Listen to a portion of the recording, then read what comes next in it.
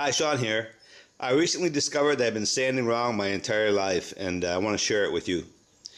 Okay, everybody's familiar with the sanding block.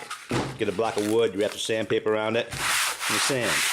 Now, almost everyone says this is the way to sand, right? And I agree. To a certain point, it is the way to sand. But let me show you something. See here? If you just put it on there, you got this round edge here.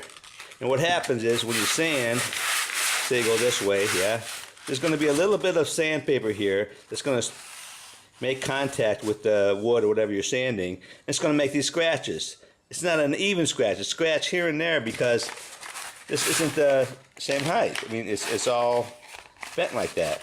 Now I have heard some people, they put staples in here. So you put staples all along the edge here and staple down to make more of a square edge. Or I've even found people talking about making sure that you have a square edge on the block so it works well. But most people just wrap it around like I used to do in sand, right? Well, that's wrong. I mean, you end up scratching the work that you're trying to smooth. So here's what you do.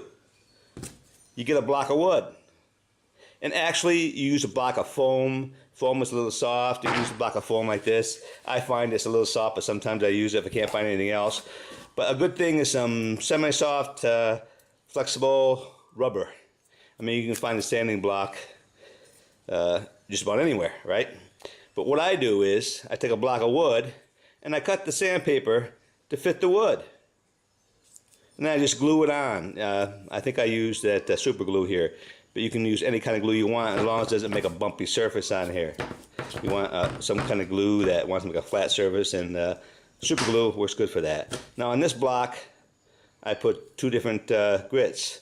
I think one's 600, one's 1,000, right? And this way, when you sand, there's no edge here.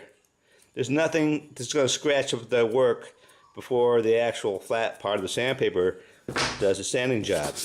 And whenever you sand, doesn't make those long scratches. You think, where in the hell did they come from? I thought maybe it was some grit I left behind, and I said have to wash it off. And normally this is done with wet sanding too.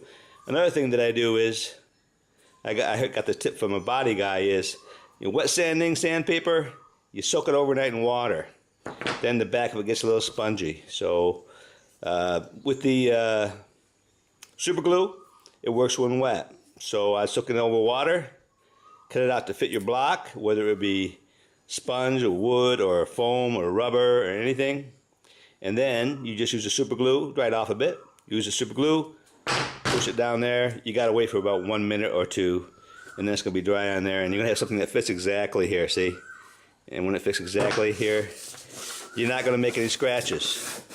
Wood actually isn't the best thing to use. I just used it yesterday, because this is all I could find. I couldn't find any rubber, so I think rubber would be a better thing. So that's my tip for the day. Try it. You'll like it. Saves you a lot of time.